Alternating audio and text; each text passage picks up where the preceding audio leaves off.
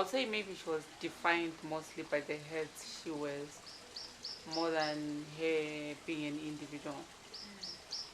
She was a person who served many things and really spread herself thin to a point that she would be willing to self-sacrifice for her to be able to keep other people warm instead of having a balance and coming to a place of saying, does this serve me in a way as much as it's serving the greater good?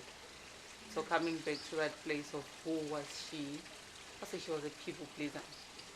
The one syndrome that we're suffering from as a society, because it's all about pleasing the greater good of the people, but what about yourself as an individual?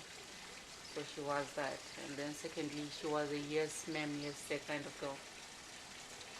If it's going to disappoint someone to say no, then she would rather just go ahead and do it, either it's comfortable or not comfortable. And then number three, I would say she was scared. She was a scared little girl, tall with a big body and everything, but deep within there's that little girl who's yearning and crying to be heard. So I'd say she was those people. My goals still remain the same.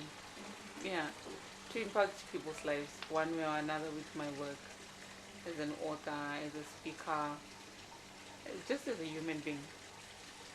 To be able to get into a room and leave the room and have someone say her presence shifted me, maybe is it mentally, emotionally, or spiritually, whatever way, even energy wise.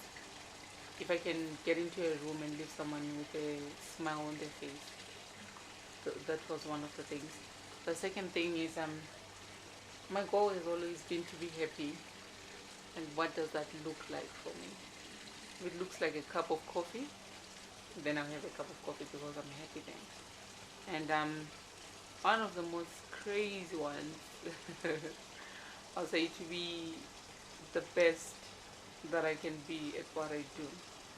It sounds very simple, but the things that we do in life, either job, either family, or parenthood, or whatever vocation it is, or its ministry, to be the best in that, without comparing myself to the next person,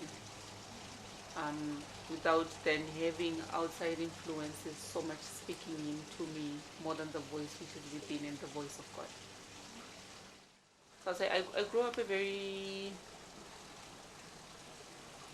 different kind of child.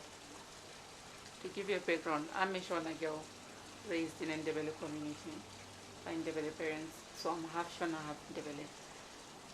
Where I grew up, being Shona was a bad thing.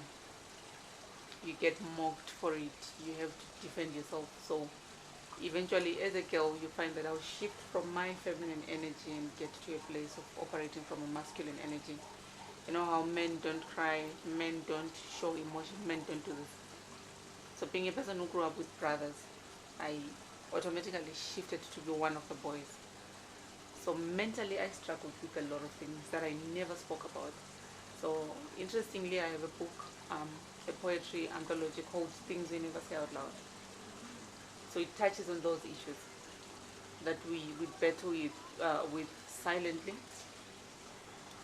So battles mentally, yeah. You battle inadequacy without people knowing about it. You battle wanting to feel like you fit in as part of the group. But when we look at it in hindsight, we are not built to fit in. We are built to be who we are and stand as we are wherever we are.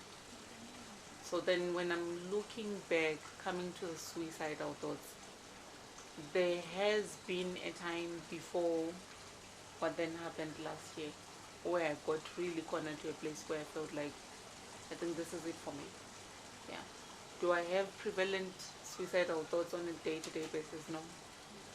But is it something which then creeps up when things have really hit rock bottom?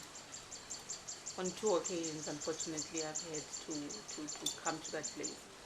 I'm very fortunate that someone in those 2 occasions has walked in right on time. Otherwise, I don't know what would be happening.